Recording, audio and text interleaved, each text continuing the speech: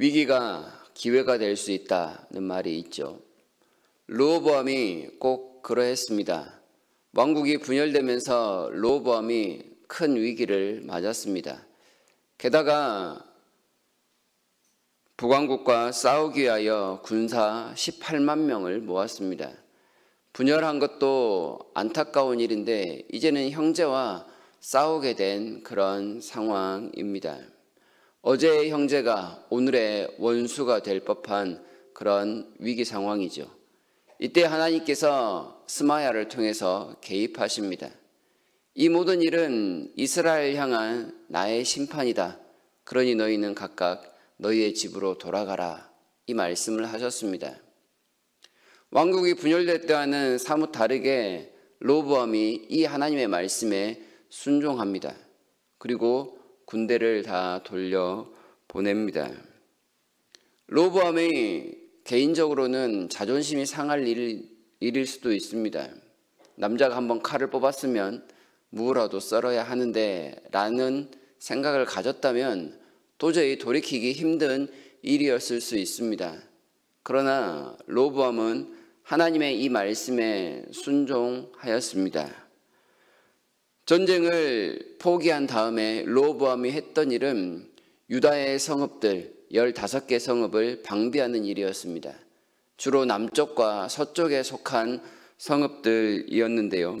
이 성읍들을 요새화하면서 자신의 통치 기반을 마련하는 듯 그렇게 보입니다. 10개의 지파가 떨어져 나가고 북쪽의 많은 영토를 잃어버림으로써 그의 통치 기반이 흔들렸을 수 있는데 그것을 다시금 만회하려고 이러한 요새화하는 작업들을 했다고 볼 수도 있습니다. 과거 그의 아버지 솔로몬의 시대의 영화만을 바라본다면 르호보암은 지금 현재의 그 상황을 직시할 수 없었을 것입니다. 과거에만 매달려 있었다면 그는 무조건 싸움을 해야만 합니다. 되든 안 되든 한번 해봐야 하는 것이죠. 그러나 그는 현실을 받아들입니다.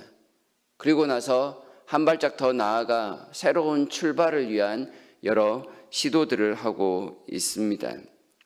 말씀을 순종하면서 현실을 보았고 보다 더 건설적인 일에 자신의 역량을 지금 쏟고 있는 모습을 보입니다.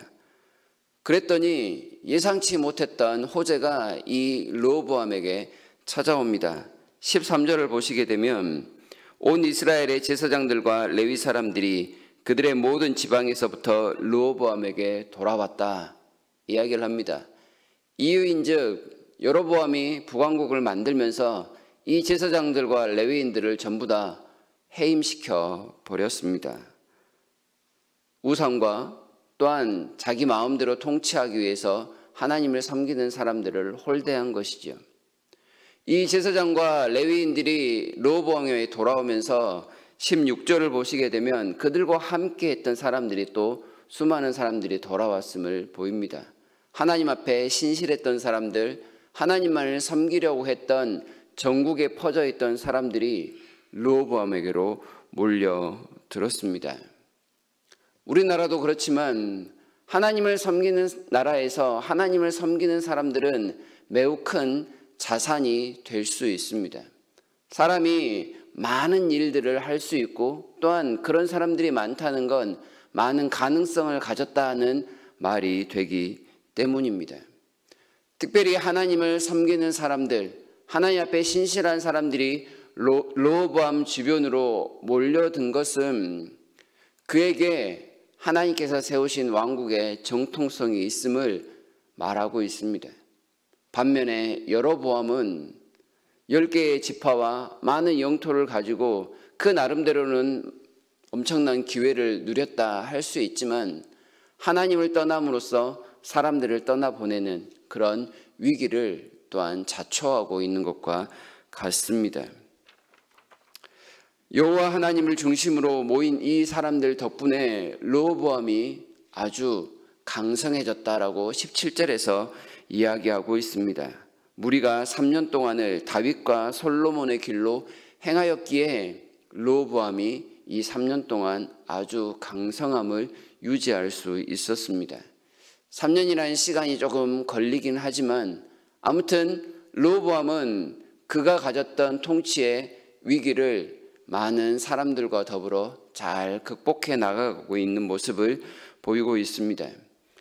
이 말은 르호보암이 다윗과 솔로몬을 잇는 아주 강력한 군주, 그리고 하나님께서 합당히 여기실 만한 왕이 될 그런 여건을 갖췄다고 해석할 수도 있습니다.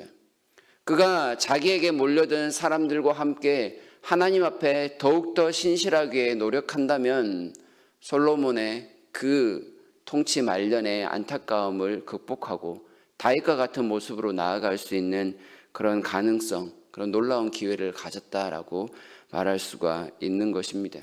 왕국을 분열시킬 만큼 어리석은 왕이었지만 하나님의 말씀에 순종함을 통해서 찾아온 놀라운 기회를 지금 경험하고 있습니다. 17장은 이처럼 르호보암의 아주 상반된 모습을 기록하고 있습니다. 자존심을 세우며 전쟁을 치렀더라면 결코 경험하기 어려웠을 법한 상황입니다. 그러나 순종하니 하나님께서 그에게 한 번의 기회를 더 주고 계십니다. 하나님을 섬기는 사람에게 주변에 그런 사람들이 많다는 건 놀라운 자산이죠. 지금이 위기라고 말하는 사람들이 참 많습니다. 아마 그렇게 생각하고 계신 분들도 계실 것입니다. 코로나 상황이 우리를 이렇게 생각하게 만듭니다.